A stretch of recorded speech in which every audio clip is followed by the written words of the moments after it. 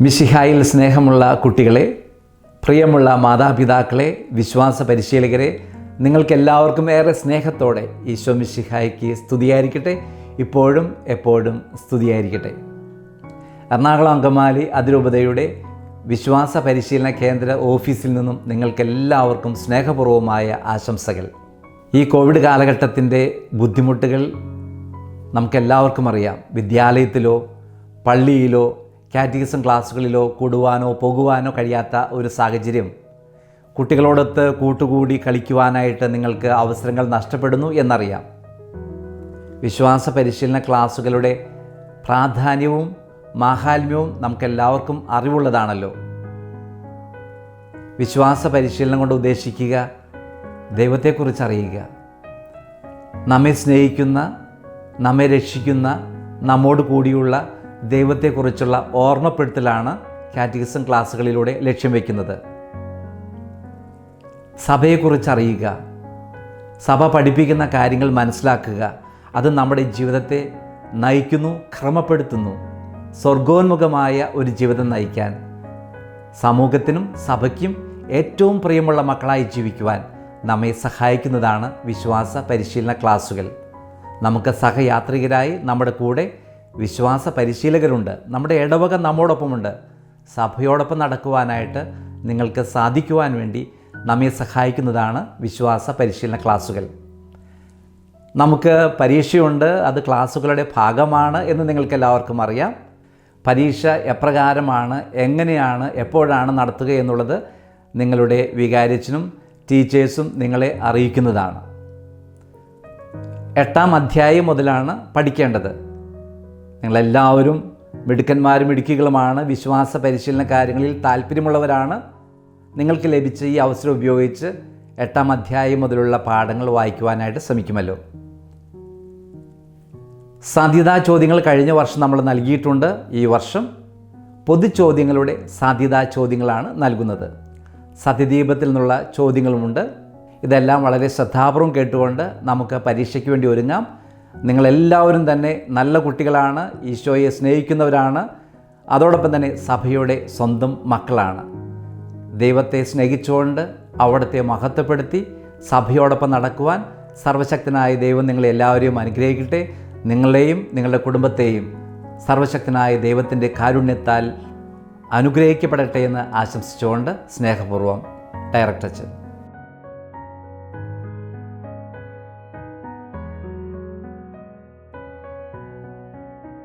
ഈശോ മിശിഹായ്ക്ക് സ്തുതിയായിരിക്കട്ടെ.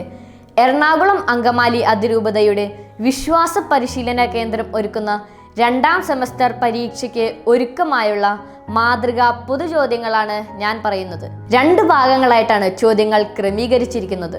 പാർട്ട് 1 എറണാകുളം അങ്കമാലി അതിരൂപതയെയും വിശ്വാസ പരിശീലന കേന്ദ്രത്തെയും സംബന്ധിച്ച ചോദ്യങ്ങൾ. 1ാമത്തെ ചോദ്യം: എറണാകുളം രൂപത അതിരൂപതയായി ഉയർത്തപ്പെട്ടത് എന്ന്. എറണാകുളം രൂപത അതിരൂപതയായി ഉയർത്തപ്പെട്ടത് എന്ന്. ഉത്തരം 1923 ഡിസംബർ 21-ാം തീയതി. 2ാമത്തെ ചോദ്യം: 1992 സീറോ മലബാർ സഭ വ്യക്തിഗത സഭയായപ്പോൾ നൽകപ്പെട്ട പേര്. 1992 സീറോ മലബാർ സഭ വ്യക്തിഗത സഭയായപ്പോൾ നൽകപ്പെട്ട പേര് ഏത്? ഉത്തരം Syro Malabar major archiepiscopal church of Ernakulam Angamaly. 3ാമത്തെ ചോദ്യം: സീറോ മലബാർ സഭയുടെ ആസ്ഥാന അതിരൂപത ഏത്? സീറോ മലബാർ സഭയുടെ ആസ്ഥാന അതിരൂപത ഏത്? ഉത്തരം എറണാകുളം അങ്കമാലി. 4ാമത്തെ ചോദ്യം: എറണാകുളം അങ്കമാലി അതിരൂപത മെത്രാപ്പൊലിത്തൻ വികാരിയുടെ പേര്. എറണാകുളം അങ്കമാലി അതിരൂപത മെത്രാപ്പൊലിത്തൻ വികാരിയുടെ പേര്. ഉത്തരം ആർച്ച് ബിഷപ്പ് മാർ ആന്റണി കരിയേൽ. 5ാമത്തെ ചോദ്യം: കേരളത്തിലെ ആദ്യത്തെ ബസിലിക്ക ഏത്? കേരളത്തിലെ ആദ്യത്തെ ബസിലിക്ക ഏത്? ഉത്തരം saint Mary's basilica, Ernakulam.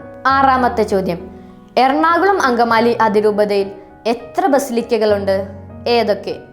Ernakulam Angamaly അതിരൂപതയിൽ എത്ര ബസിലിക്കകളുണ്ട്? ഏതൊക്കെ?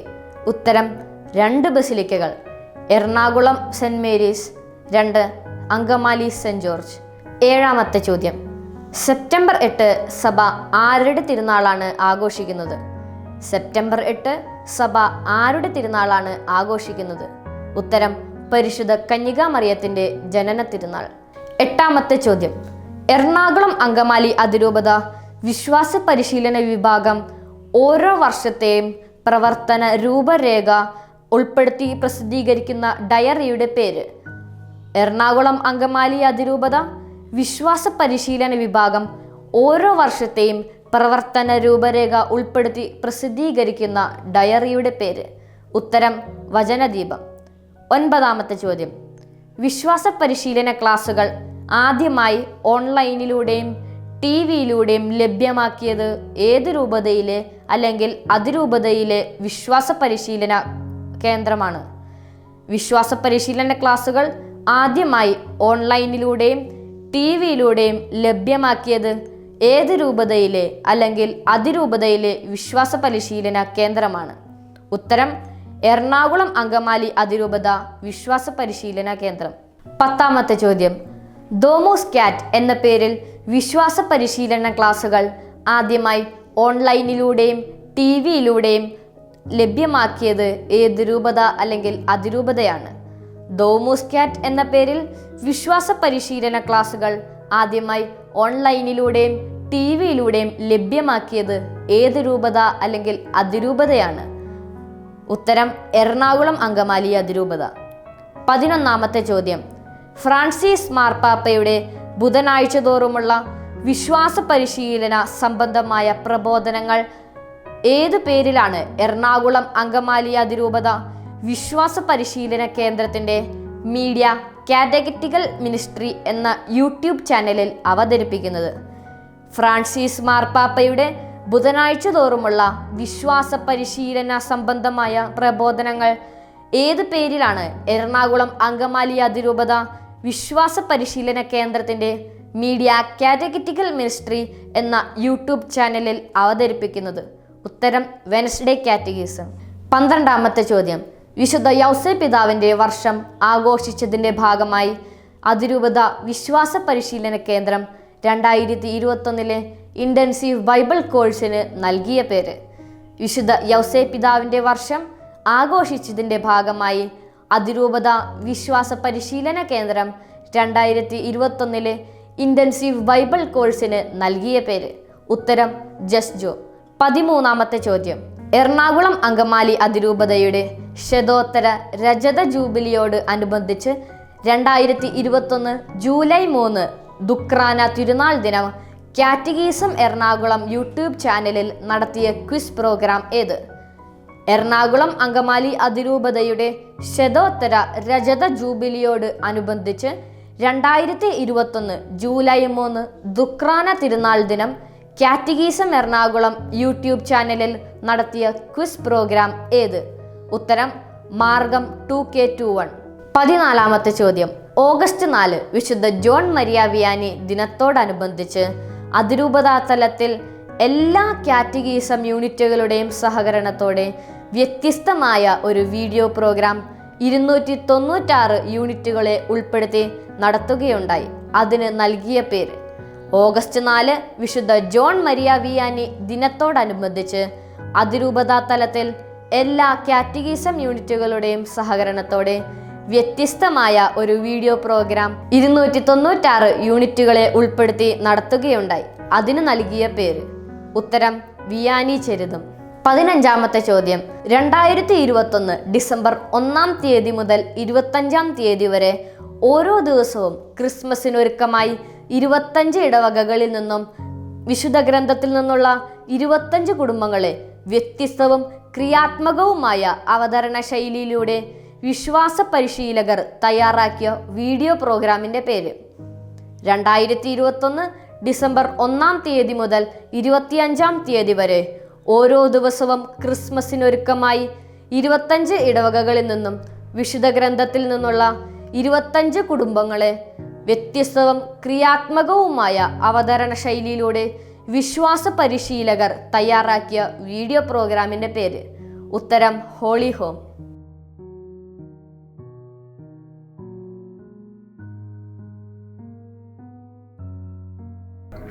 അടുത്തതായി സത്യദീപത്തിൽ നിന്നുമുള്ള ചോദ്യങ്ങൾ. ഒന്നാമത്തെ ചോദ്യം: കേരളത്തിലെ ഏറ്റവും ആദ്യത്തെ കത്തോലിക്ക വാരിക ഏത് വർഷമാണ് ആരംഭിച്ചത്? സത്യദീപമാണ് കേരളത്തിലെ ഏറ്റവും ആദ്യത്തെ കത്തോലിക്ക വാരിക. 1927 സത്യദീപം ആരംഭിച്ചത്. രണ്ടാമത്തെ ചോദ്യം: അതിജീവനത്തിന്റെ മധ്യസ്ഥൻ ആരാണ് അതിജീവനത്തിന്റെ മധ്യസ്ഥൻ? വിശുദ്ധ യൗസേപ്പാണ് അതിജീവനത്തിന്റെ മധ്യസ്ഥൻ എന്നറിയപ്പെടുന്നത്. മൂന്നാമത്തെ ചോദ്യം: വീരോചിത വിശ്വാസത്തിന്റെ മാതൃസാക്ഷിയായി ഫ്രാൻസിസ് മാർപ്പാപ്പ പ്രഖ്യാപിച്ച വിശുദ്ധനാര്? വിശുദ്ധ ആൻഡ്രൂ കിം ടാഗ്യനെയാണ് ഫ്രാൻസിസ് മാർപ്പാപ്പ വീരോചിത വിശ്വാസത്തിന്റെ മാതൃസാക്ഷിയായി പ്രഖ്യാപിച്ചത്. നാലാമത്തെ ചോദ്യം: ലോകത്തിൽ തുടർന്നു വരുന്ന എല്ലാ ബലിയർപ്പണത്തിലും ബലിയർപ്പകനും ബലിവസ്തുവും ആര്? യേശുവാണ് എല്ലാ ബലിയർപ്പണത്തിൻ്റെ ബലിയർപ്പകനും ബലിവസ്തുവും. അഞ്ചാമത്തെ ചോദ്യം: യഹൂദ നിയമങ്ങൾക്കോ അനുഷ്ഠാനങ്ങൾക്കോ നമ്മെ രക്ഷിക്കാനാവില്ല, പിന്നെ എന്തിലാണ് രക്ഷ അടങ്ങിയിരിക്കുന്നത്? യേശുവിലുള്ള വിശ്വാസത്തിലാണ് രക്ഷ അടങ്ങിയിരിക്കുന്നത്. ആറാമത്തെ ചോദ്യം: വിശുദ്ധ ഔസേപ്പിതാവിനെ കുറിച്ചുള്ള പഠനത്തിൻ്റെ പേരെന്ത്? ജോസഫോളജി എന്നാണ് വിശുദ്ധ ഔസേപ്പിതാവിനെ കുറിച്ചുള്ള പഠനത്തിൻ്റെ പേര്. ഏഴാമത്തെ ചോദ്യം: ബൈബിളിൽ ജോസഫിനെ എങ്ങനെയാണ് വിശേഷിപ്പിക്കുന്നത്? അവൻ നീതിമാനായിരുന്നു എന്നാണ് വിശുദ്ധ മത്തായിയുടെ സുവിശേഷം 1:19 വിശേഷിപ്പിക്കുന്നത്. എട്ടാമത്തെ ചോദ്യം: മാതാവിൻ്റെ അമലോത്ഭവം വിശ്വാസ സത്യമായി പ്രഖ്യാപിച്ച മാർപ്പാപ്പയാര്? 9-ാം പിയൂസ് മാർപ്പാപ്പയാണ് മാതാവിൻ്റെ അമലോത്ഭവം വിശ്വാസ സത്യമായി പ്രഖ്യാപിച്ചത്. 10-ാമത്തെ ചോദ്യം: 1858 മാർച്ച് 25-ാം തീയതി പരിശുദ്ധ ദൈവമാതാവ് ആർക്ക് എവിടെ പ്രത്യക്ഷപ്പെട്ട് പറഞ്ഞതാണ് ഞാൻ അമലോത്ഭവയാണെന്ന്? ലൂർദിൽ ബർണദീത്തായ്ക്ക് മാതാവ് പ്രത്യക്ഷപ്പെട്ടു പറഞ്ഞതാണ് ഞാൻ അമലോത്ഭവയാണെന്ന്. 11-ാമത്തെ ചോദ്യം: ആദ്യമായി മാർപ്പാപ്പയെ സന്ദർശിച്ച ഇന്ത്യൻ പ്രധാനമന്ത്രി? ജവഹർലാൽ നെഹ്റു ആണ് ആദ്യമായി മാർപ്പാപ്പയെ സന്ദർശിച്ച ഇന്ത്യൻ പ്രധാനമന്ത്രി. 12-ാമത്തെ ചോദ്യം: യഹൂദരുടെ വിശുദ്ധ ഗ്രന്ഥം ഏത്? തോറയാണ് യഹൂദരുടെ വിശുദ്ധ ഗ്രന്ഥം. 13-ാമത്തെ ചോദ്യം: നരകത്തിനും സ്വർഗത്തിനും മധ്യേയുള്ള സഹനത്തിന്റെ ഇടമേത്? ശുദ്ധീകരണ സ്ഥലമാണ് നരകത്തിനും സ്വർഗത്തിനും മധ്യേയുള്ള സഹനത്തിന്റെ ഇടം.